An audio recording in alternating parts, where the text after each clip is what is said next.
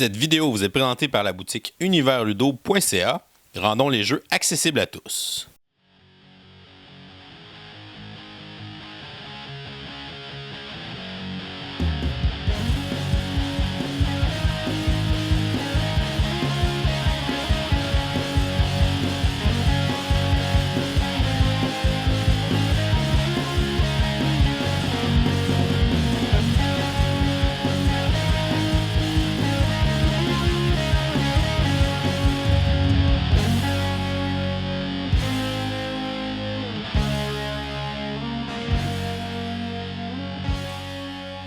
Salut les gamers, bienvenue à Professeur Board Game, je m'appelle David. Aujourd'hui à Board Game 101, on regarde ensemble le jeu Pulsar 2849, un jeu publié en 2017 par la compagnie CGE. On peut s'attendre à voir la version française arriver en 2018 là, par Yellow. C'est un jeu qui nous vient du concepteur Vladimir Sushi. C'est un jeu qui se joue de 2 à 4 joueurs et les parties vont durer de 60 à 90 minutes. Le but du jeu va être de faire le plus de points de victoire possible.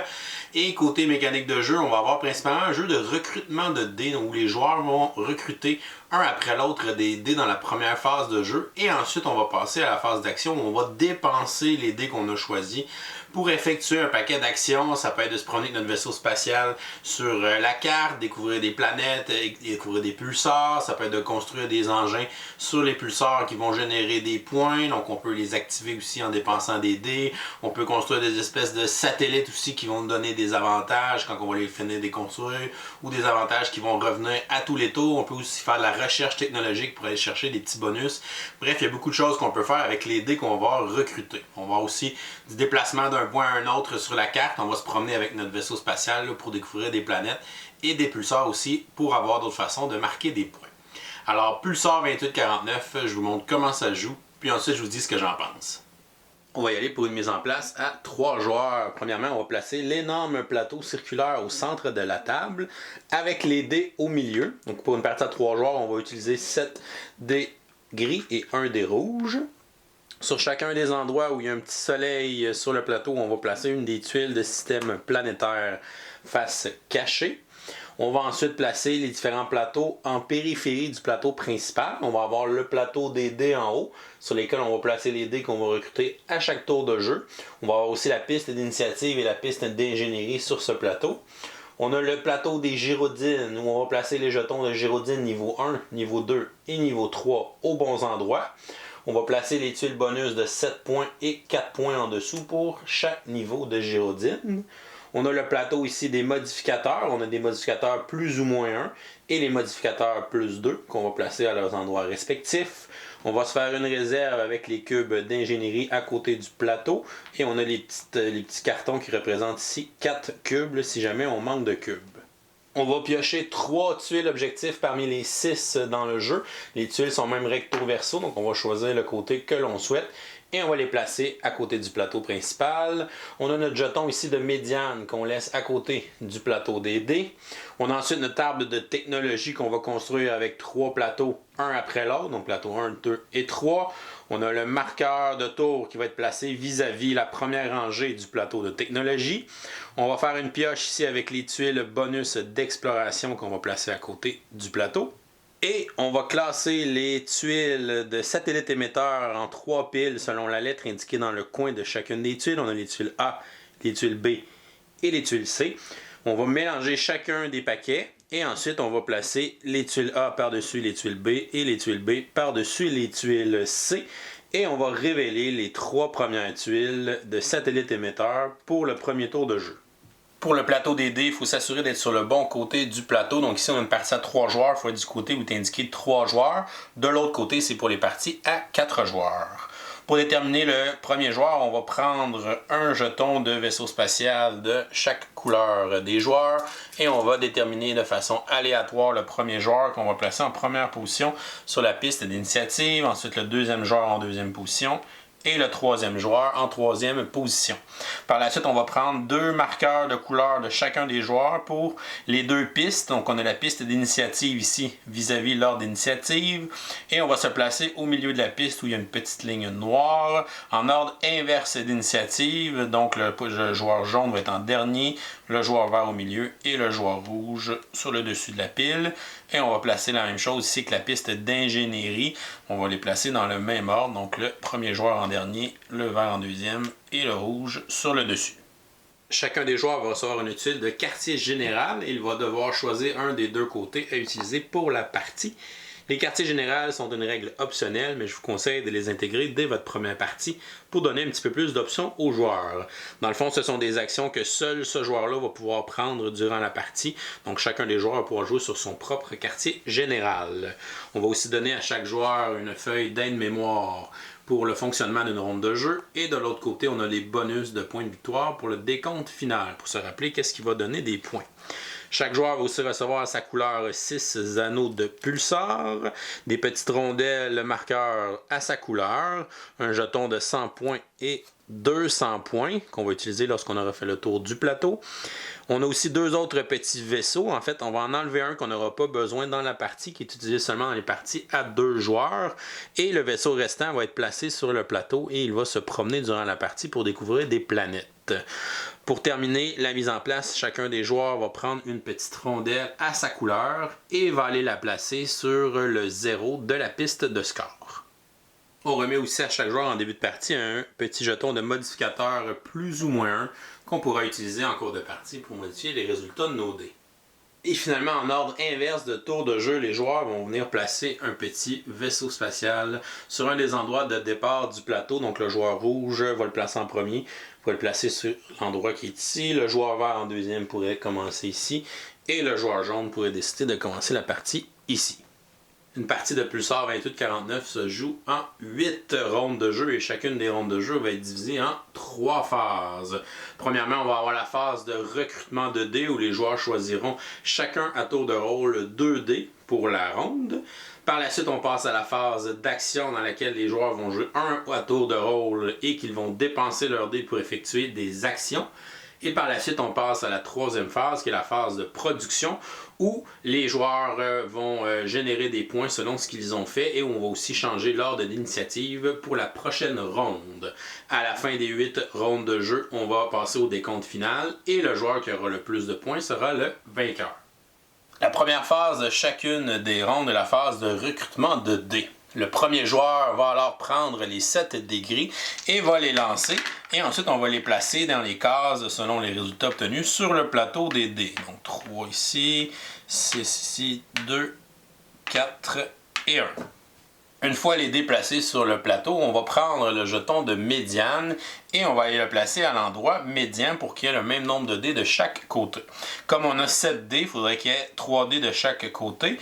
Donc normalement, il tomberait ici parce que le 4e dé fait partie des 4. Mais comme on a 2 dés au même endroit, ce qu'on va faire, c'est qu'on va cacher cet endroit avec notre main et on va regarder l'endroit qui a le plus de dés. Donc c'est l'endroit ici où il y a le 1, 2, 3 parce qu'ici, il y a seulement 2 dés là, dans la zone du 6.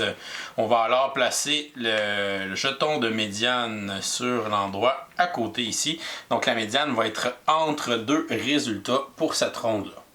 Si jamais on avait obtenu un 5 ici au lieu de 2, 4, la médiane aurait été facile à trouver, donc ça aurait été 4 pour qu'il y ait 3 dés en dessous de 4 et 3 dés au-dessus de 4.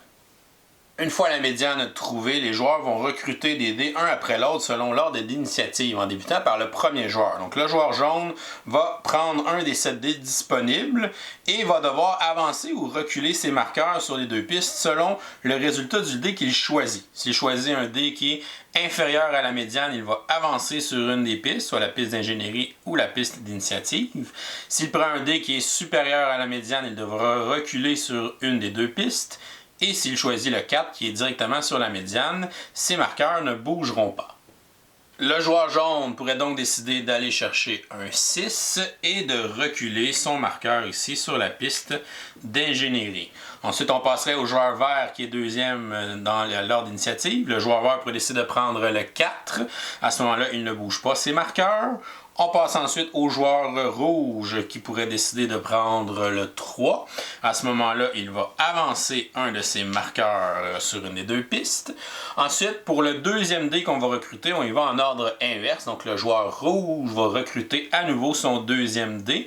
Pourrait décider de prendre le 6. Donc, il va reculer un de ses marqueurs, il va reculer celui-ci et il va avancer par-dessus le jaune. C'est important l'ordre des jetons. Donc, si on est par-dessus, on brise l'égalité si jamais il y en a une. Ensuite, le joueur vert pourrait décider d'aller prendre le 5, de reculer son marqueur qui est ici.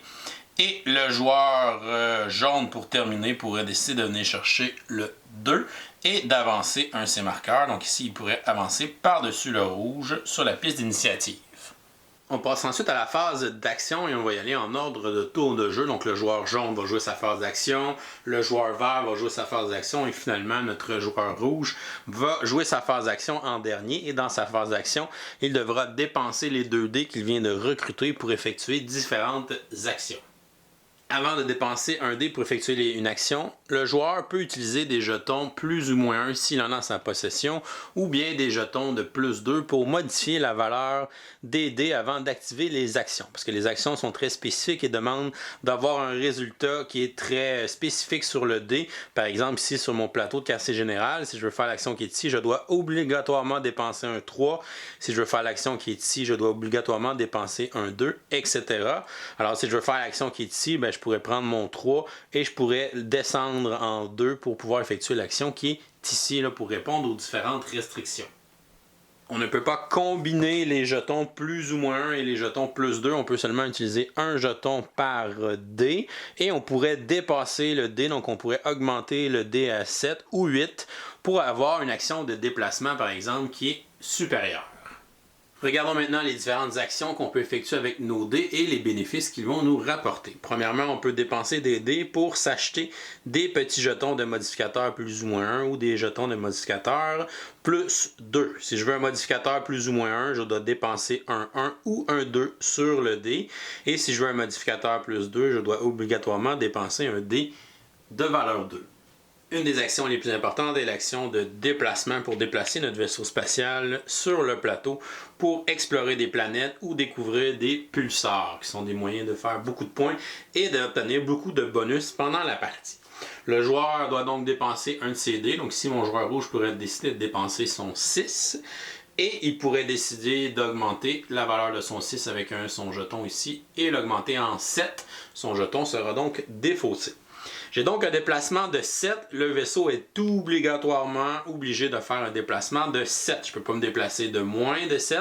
Je dois obligatoirement faire 7 de déplacement. Et on ne peut pas repasser aux mêmes endroits pour pouvoir tourner en rond et arriver à l'endroit qu'on le souhaite. Donc il faut bien calculer nos déplacements. Sauf les endroits où on a des cul-de-sac, où on voit qu'il y a 2 petites lignes au lieu d'une, donc ça nous permet de repasser sur nos pas, mais c'est les seuls endroits où c'est éligible. Je vais donc faire mon déplacement de 7, donc 1, 2, 3, 4, 5, 6, 7. On voit que j'ai traversé 3 systèmes planétaires, donc je vais les explorer. Donc on va tout simplement retourner les tuiles et ensuite on va avoir des choix à faire. On va regarder qu'est-ce que ça va donner d'explorer des systèmes planétaires. On remarque que chaque système planétaire comporte différentes planètes et on a 2 sortes de planètes. On a des planètes inhabitables, les petites planètes brunes, et on a des planètes habitables qui ressemblent évidemment à la Terre. On a aussi des planètes où va être indiqué un petit 4 qui sont réservées pour les parties à 4 joueurs. Comme on est en une partie à 3 joueurs, on va tout simplement ignorer les planètes où il y a un petit 4 et on va faire comme si elles n'étaient pas présentes. On va aussi avoir des planètes avec des petits 3, mais comme on est une partie à 3 joueurs, on va pouvoir les utiliser. Lorsqu'on traverse un système planétaire pour le découvrir, mais qu'on ne s'arrête pas ici avec notre vaisseau, on va pouvoir placer un de nos jetons de couleur sur une des planètes. On va placer une station sur les planètes, et plus on a de stations, en fin de partie, ça va nous donner un bonus de points. Comme j'ai seulement traversé le système qui est là, je dois placer mon jeton de station sur une planète inhabitable s'il y a des planètes inhabitables accessibles. Il est à noter qu'on ne peut pas avoir 2 jetons sur le même système planétaire. Donc, une fois qu'un jeton est placé, on ne pourra plus en placer un deuxième et les autres joueurs pourront venir explorer les planètes restantes. Si on a placé notre jeton sur une planète inhabitable, comme c'est le cas ici, on n'obtiendra pas de bonus, le bonus qui est écrit en bas là, du système planétaire. Pour le deuxième système, on remarque qu'il n'y a pas de planète inhabitable parce que celle à 4 joueurs est barré. Donc on peut à ce moment-là placer notre jeton sur une planète habitable, même si on n'a pas arrêté avec notre vaisseau spatial. Lorsqu'on place un jeton de station sur une planète habitable, on a un choix à faire. On va soit gagner le bonus qui est indiqué en bas du système planétaire, donc ici ça me donnerait un jeton plus ou moins 1 et un jeton plus 2 que j'ajouterais à ma réserve personnelle, ou je peux décider à la place de prendre le bonus de piocher une tuile d'exploration qui généralement va me donner des points et un petit privilège aussi. Donc c'est une façon de faire plus de points si jamais le bonus du système planétaire ne nous intéresse pas. Lorsqu'on arrête notre vaisseau spatial sur un système planétaire, à ce moment-là, on peut choisir la planète où on va établir notre station. Donc ici, évidemment, je vais choisir la planète habitable et je vais avoir le choix de choisir le bonus qui est ici, qui est d'obtenir le dé rouge d'une valeur de 2. Donc ça me donnerait un dé bonus pour cette ronde-là que je vais pouvoir utiliser pour faire une troisième action pendant la ronde, ce qui est très utile. Par contre, il est à noter qu'on ne peut pas obtenir de plus d'un dé bonus à chacune des rondes. Donc, si jamais j'ai d'autres effets de jeu qui me donnent un dé bonus et que j'en ai déjà pris un, le dé bonus sera à ce moment-là perdu. Mais il ne faut pas oublier que je pourrais, à la place de prendre le dé bonus, s'il ne m'intéresse pas, je peux piocher une tuile d'exploration. Si j'explore un endroit qui est dans un cul-de-sac, donc on va retourner le système planétaire, on va ensuite placer notre jeton de station sur la planète de notre choix. C'est une planète habitable. Je vais gagner le bonus qui est ici, qui est de prendre 2 cubes d'ingénierie que je mets dans ma réserve. Et comme c'est dans un cul-de-sac, je vais avoir un bonus. Je vais aussi piocher une tuile d'exploration. Donc ici, j'aurais gagné un 5 points supplémentaires. Si je me déplace et que j'arrête mon déplacement sur un pulsar qui n'a aucun anneau de pulsar, je peux prendre un anneau de ma réserve et le placer sur le pulsar. Il est donc sous mon contrôle. Et plus tard, on va pouvoir construire un gyrodine à l'intérieur pour pouvoir éventuellement aller chercher des points de victoire. On peut aussi dépenser des dés pour s'acheter des jetons de gyrodine. Donc on a des gyrodines niveau 1, niveau 2 et niveau 3. Évidemment, plus le niveau des gyrodines est élevé, plus ils vont générer de points une fois qu'ils seront installés et mis en fonction sur nos pulsars.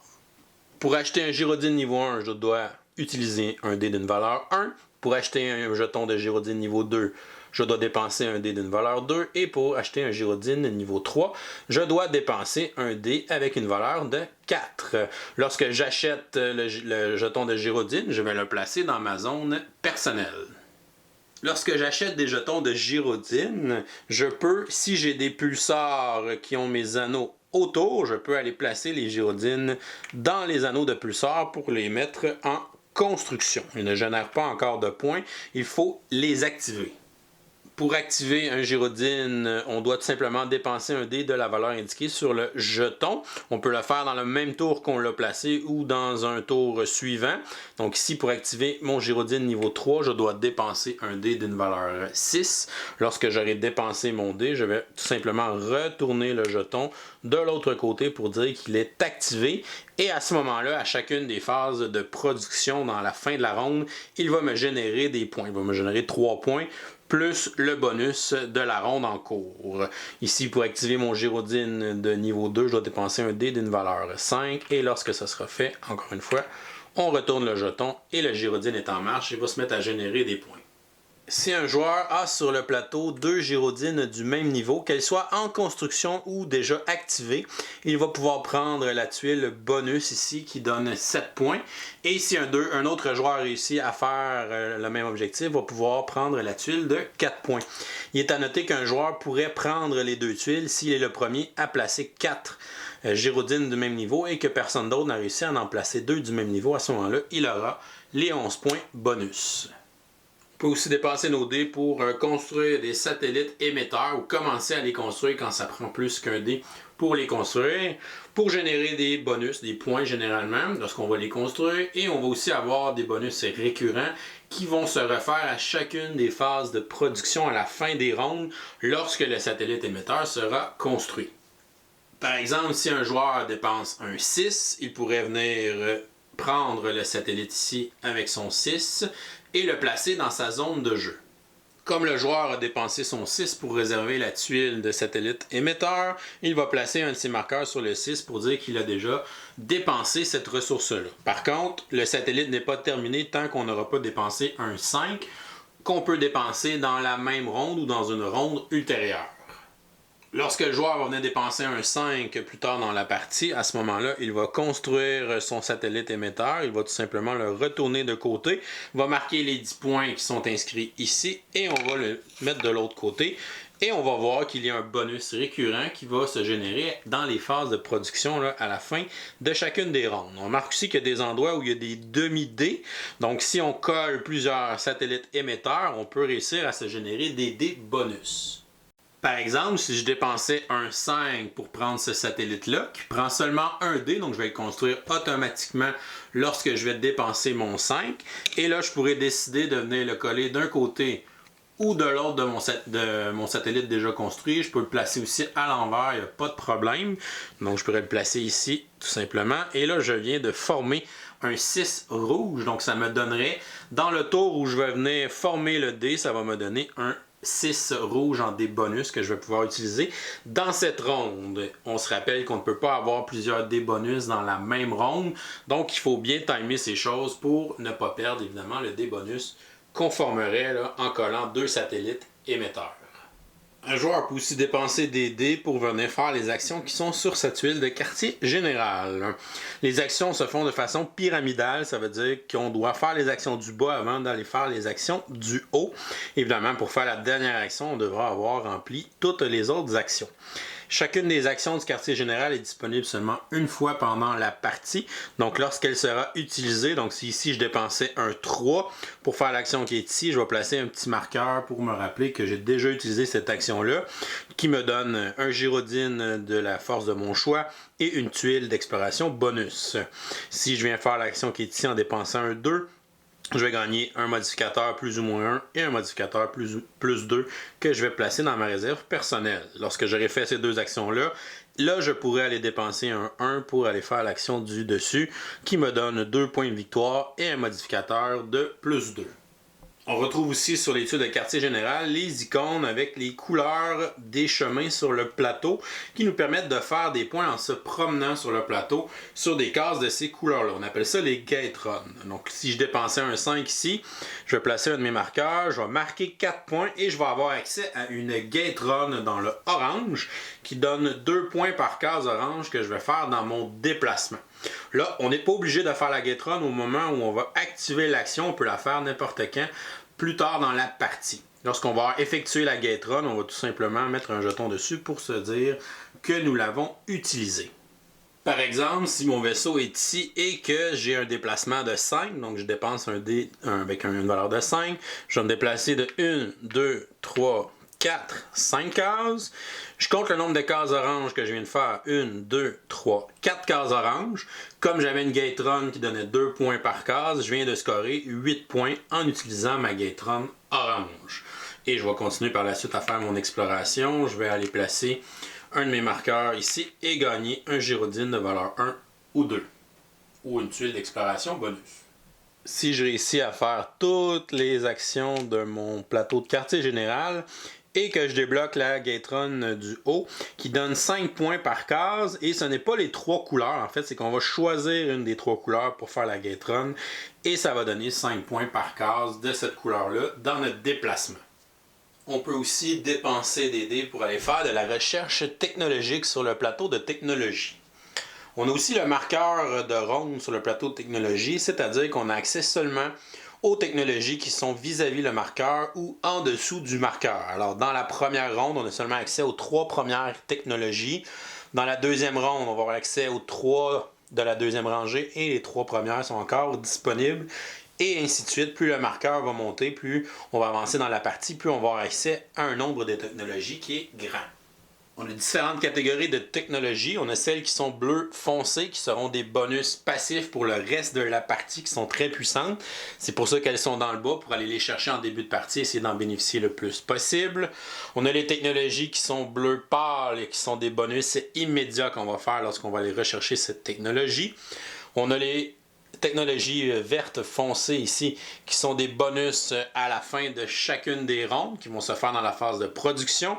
Et on a les technologies mauves, qui sont des bonus de fin de partie. Il y a seulement 2 endroits pour chaque technologie, donc seulement 2 joueurs peuvent avoir une technologie. Lorsqu'on va acheter une technologie, on va tout simplement dépenser le dé, on a seulement besoin d'en dépenser un. Donc si je dépense un dé d'une valeur 3, je vais placer un de mes jetons ici et je vais avoir accès à cette technologie pour le reste de la partie, comme c'est une technologie bleu foncé qui me donne un bonus passif persistant. Certains endroits ont seulement un emplacement pour placer notre jeton. Donc ici, si je dépense un 2, je vais placer mon jeton dessus pour dire que j'ai recherché cette technologie-là. Et dans cette ronde-là, les autres joueurs ne peuvent pas venir placer de jetons. Donc la deuxième personne qui veut cette technologie-là devra attendre à la prochaine ronde parce que dans la phase de production, le jeton du joueur vert va descendre. Et dans la ronde suivante, là, un autre joueur pourra à ce moment-là venir rechercher cette technologie. Regardons rapidement l'effet des différentes technologies. Donc ici, je peux diminuer ou augmenter mon déplacement de 1 lorsque je suis sur des cases vertes du plateau. Ici, à chaque fois que je vais rechercher une technologie, à chaque fois que je vais venir placer un jeton sur le plateau technologie, ça va me donner 2 points. Ici, à chaque fois que je vais découvrir un pulsar, que je vais passer dans un pulsar, ça va me donner 3 points. Ici, quand je vais activer un gyrodine, je peux le faire avec un dé qui est plus ou moins 1 de la valeur demandée. Et en plus, lorsque je l'active, je vais générer 3 points.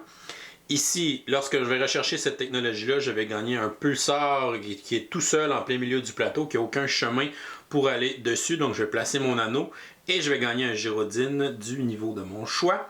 Et la technologie qui est ici, à chaque fois que je vais placer un dé sur un satellite émetteur, je peux prendre un dé qui est plus ou moins 1 de la valeur demandée et ça va me donner un point de victoire.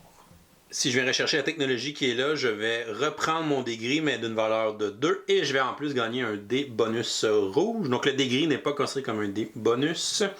Ensuite, ici, la technologie qui va me donner un point supplémentaire pour chaque gyrodine en mouvement en la phase de production, donc à chaque fin de ronde. Ici, je vais marquer un point de victoire pour chaque station que j'ai sur le plateau, donc immédiatement. Ici, je vais pouvoir me téléporter sur n'importe quelle case de système planétaire et je vais pouvoir l'explorer comme si je venais de terminer mon mouvement à cet endroit-là. Ici, si je mets un 1, je vais gagner 3 cubes d'ingénierie. Et ici, si je mets un 5, je vais gagner 2 tuiles d'exploration bonus, un jeton de modificateur plus ou moins 1 et un modificateur plus 2. Ici, si je dépense un 4, je vais gagner un 3 gris et un 2 bonus rouge. Et finalement, les 4 dernières, c'est des bonus de fin de partie. Donc ici, chaque dé que j'ai complété avec mes satellites émetteurs va me donner 3 points. Ici, je vais gagner des points selon si j'ai des gyrodines de niveaux différents. Donc si j'ai les 3 niveaux de gyrodine, je vais faire 16 points. Si j'ai 2 niveaux, je fais 8. Si j'ai seulement un niveau, je fais 4 points. Ici, ça me permet d'accomplir une tuile objectif, même si on n'a pas atteint ce qu'il faut pour la faire. Et ici, on va pouvoir transformer 2 cubes d'ingénierie en 9 points, mais on peut seulement faire cette transaction-là une fois. On a vu qu'il y avait différentes façons d'obtenir un dé rouge bonus pour nous permettre de faire une troisième action dans notre tour. Une autre façon que les joueurs peuvent obtenir un dé bonus, c'est qu'ils peuvent dépenser 4 cubes d'ingénierie et ils peuvent copier la valeur du dé restant sur la piste de dés qu'on n'a pas recruté. Donc ici, ça serait un 1. Donc je pourrais transformer le dé rouge en valeur 1 et l'utiliser comme dé bonus dans mon tour si jamais je n'ai pas eu d'autre façon d'avoir un dé bonus pour le tour.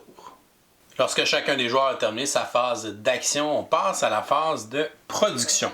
Premièrement, on va déterminer le nouvel ordre de tour pour la prochaine ronde de jeu. On va se fier à la piste d'initiative.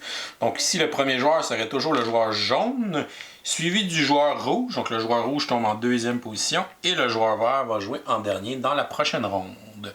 Par la suite, on va regarder la piste d'ingénierie. Celui qui est le plus haut dans la piste d'ingénierie, c'est le joueur vert. Il va gagner 3 cubes d'ingénierie qu'il va mettre dans sa réserve personnelle.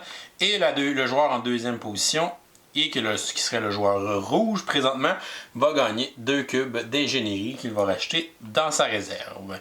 Si jamais on a des jetons qui sont sur la fin des pistes, on voit qu'il y a des pénalités de points. Donc si jamais le joueur vert était ici, il aurait une pénalité de moins 1 point. On appliquerait à ce moment-là les pénalités de points pour ceux qui ont des jetons à la fin des pistes. Les joueurs qui ont des satellites émetteurs qui sont construits vont avoir les bonus qu'on retrouve ici avec les petites flèches dans la phase de production. Donc ici, mon satellite émetteur me donnerait un cube d'ingénierie, 2 points de victoire. Celui-ci me donnerait un point de victoire. Et celui-ci me permet de transformer un cube d'ingénierie pour marquer 3 points de victoire, qu'on peut faire seulement une fois par ronde. Ensuite, on va marquer des points pour chaque gyrodine qui est activée. Donc ici, la gyrodine va donner 2 points et ici, celle-là va donner 3 points. Il va aussi y avoir un bonus qui va être associé à la ronde dans laquelle on est rendu. Alors, on va regarder où est le marqueur de ronde. Ici, par exemple, on est devant la 3e ronde et le bonus est de +1. Donc, chaque gyrodine en mouvement va avoir un bonus de 1 point. Alors, ma gyrodine niveau 3 va me donner 4 points et ma gyrodine niveau 2 va me donner 3 points pour un total de 7 points pour mes 2 gyrodines. Et on voit que le bonus peut passer de 0 à +1 à +2 et à la fin, dans la dernière ronde, un bonus de +4 pour chaque gyrodine en mouvement. Si jamais un joueur avait la technologie qui est ici, elle va donner aussi un bonus supplémentaire qui va s'additionner avec le bonus de ronde à chacune des gyrodines en mouvement. On va ensuite préparer la prochaine ronde. Donc, s'il reste des satellites émetteurs qui n'ont pas été achetés par les joueurs, on va les défausser. Ils ne seront plus disponibles pour le reste de la partie et on va tout simplement révéler les 3 prochains satellites émetteurs de la pioche qui seront disponibles dans la prochaine ronde. Si on a des technologies ici qui avaient seulement un endroit, on va descendre le jeton, ce qui va permettre à d'autres joueurs d'aller les rechercher dans la prochaine ronde. Et par la suite, on va tout simplement avancer le marqueur de ronde à la ronde suivante. Et on est prêt à commencer en lançant les dés et commencer la phase de recrutement de dés pour la prochaine ronde. Lorsqu'on aura terminé de jouer la 8e ronde de jeu, on va quand même faire la phase de production et après la phase de production, on va passer tout simplement au décompte final. Pour le décompte final, on va tout simplement suivre ce qui est écrit en arrière de notre aide mémoire. Donc on a premièrement les technologies mauves, les technologies des bonus de fin de partie. Donc on va aller regarder les points qu'elles nous donnent et on va les additionner à notre score.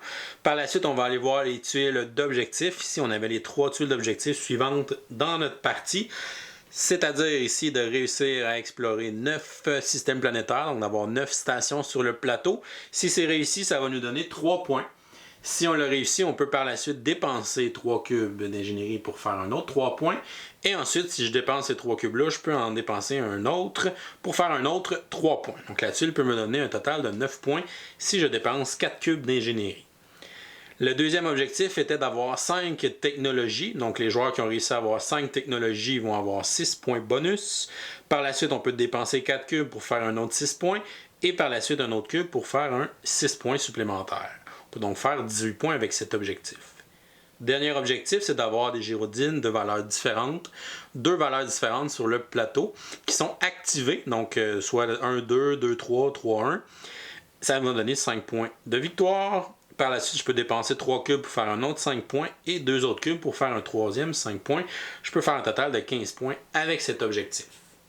Ensuite, on va faire 1 point pour chaque anneau de pulsar sur le plateau qui n'a aucun gyrodine en construction ou un gyrodine en construction à l'intérieur. Ça va donner 1 point. Pour chaque jeton de gyrodine qui est soit sur la table devant nous ou sur le plateau en construction, va donner 1 point. S'il nous reste des cubes d'ingénierie, après avoir passé au travers des tuiles d'objectifs, chaque paire de cubes va nous donner 1 point. Ensuite, selon le nombre de joueurs, ici on est à 3 joueurs, on va regarder la piste d'initiative. Donc le joueur qui est en première position fait 7 points, le joueur en deuxième position 4 points et le troisième joueur ne fait pas de points.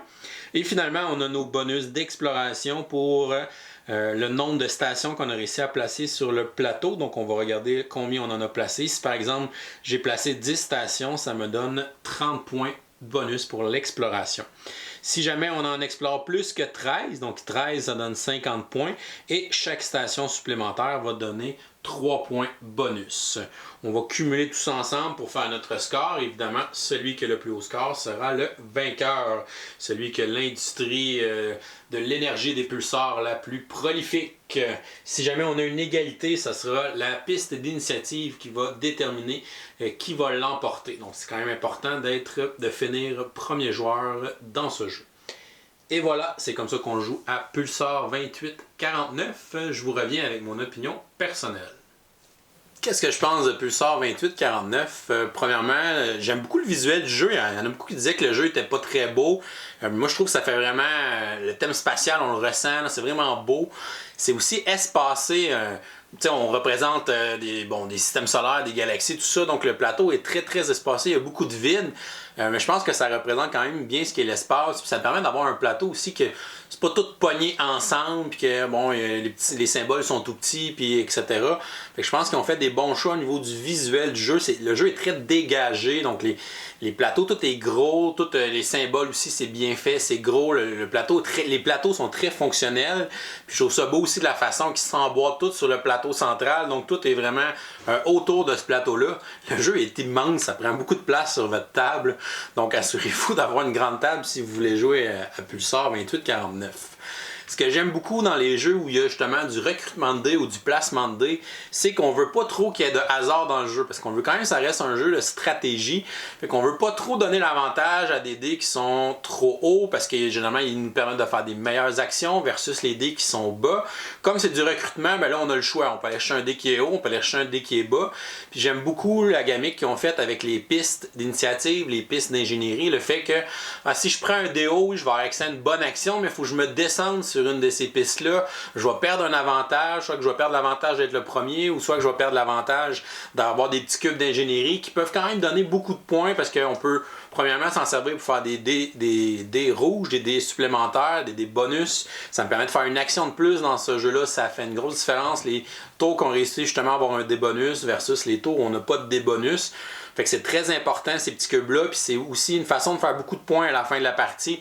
On peut les transformer en points, vous avez vu, avec les tuiles d'objectifs, fait qu'on peut faire quand même beaucoup de points avec ça si on se fait une bonne réserve de cubes. Fait que la position sur ces pistes-là est importante, puis j'aime que ça découle du choix des dés. Si je prends un dé bas, je vais avancer sur les pistes, je vais avoir d'autres avantages.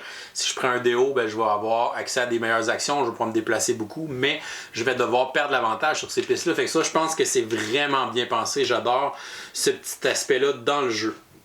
Ensuite, je l'ai essayé à 2 joueurs, à 3 joueurs. C'est un jeu qui coule vraiment très bien. C'est vraiment rapide. Pour vrai, à 2 joueurs, ça prend 45 minutes, 1 heure, gros max. À 3 joueurs, ça en a pris 1h15. Donc, c'est un jeu où ça roule extrêmement vite.